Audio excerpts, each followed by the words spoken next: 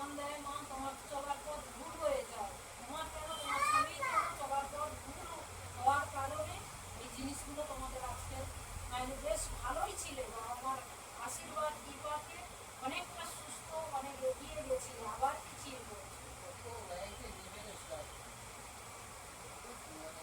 মধ্যিখানটা তোমাদের সুসাইডের রাস্তা তোমরা বেছে নিয়েছিলে, এমন জায়গায় পৌঁছে গেছিল সেখান থেকে ফিরত এনেছে বাবা মার আশীর্বাদের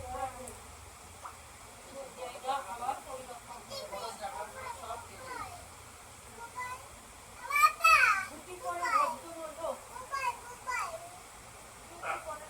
আছে আছে।